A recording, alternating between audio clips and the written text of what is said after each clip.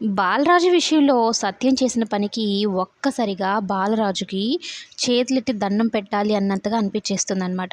ద్రోహం చేసిన వాడికి కూడా సహాయం చేసే గుణము, కాపాడే గుణము సత్యం బాబులోనే ఉన్నాయి. ఎంత గొప్ప మనిషో, ఎంత గొప్ప మనసో అనుకుంటూ ఉంటాడు. ఇంతకీ ఏమైందంటే సత్యం బాబు అటుగా వెళ్తూ ఉంటే చిన్ని పని చేసుకుంటూ ఉంటే చిన్ని దగ్గరికి వెళ్దామని ఈ బాలరాజు ఆ వీల్ చైర్‌లో కదులుతూ ఉంటాడు. చూసుకోకుండా ఇంకా స్టెప్స్ దాకా వచ్చేస్తాడు. ఆల్మోస్ట్ ఇంక పడిపోతాడు అనుకున్న టైంలో సత్యం పట్టుకొని వెనక్కి నెట్టి తనని ఒక దగ్గర నిల్చోబెట్టినట్టు ఉంచుతాడనమాట. అది చూసి చిన్ని చాలా హ్యాపీగా ఫీల్ అవుతుంది. మావయ్య నిజంగా ఎంత గొప్ప మనసో మావయ్య నీది. రాజు మీద నీకెంత కోపం ఉన్నా కూడా ఎక్కడ పడిపోతాడో అని తనని కాపాడావు అనైతే అనుకుంటూ ఉంటుంది.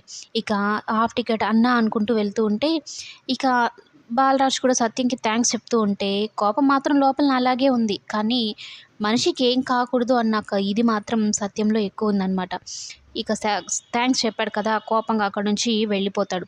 అంతలోనే ఈ సరళ అలాగే లోహిత పాప వస్తారు.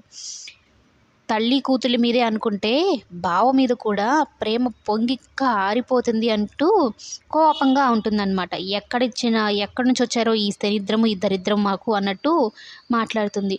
ఇక ఆ మాటలు విన్న చిన్ని బాధపడుతూ రాజు మా అత్తయ్య మాట కఠినమే కానీ మనసు మాత్రం వెన్న నువ్వేం పట్టించుకోకు అంటూ బాలరాజుకి చెప్తుందనమాట. సరే అన్నట్టు చిన్నిని చూసి తలూపుతాడు.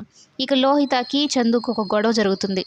నువ్వు కూడా నాన్నలాగే వాళ్ళ మీద ప్రేమని కార్పిచ్చేసావంటే అమ్మకు చెప్తాను చూడు అంటే, నువ్వు కూడా ఇంకేమన్నా గాని వాళ్ళని గాని తిట్టి ఏమన్నా గాని అన్నావంటే నేను నాన్నకు చెప్తాను చూడు అంటూ చందు కూడా లోహితని తిడతాడు. ఇద్దరికిద్దరు సరిపోయారట. అమ్మ కూతురు ఇటు నాన్న కొడుకు అన్నట్టు.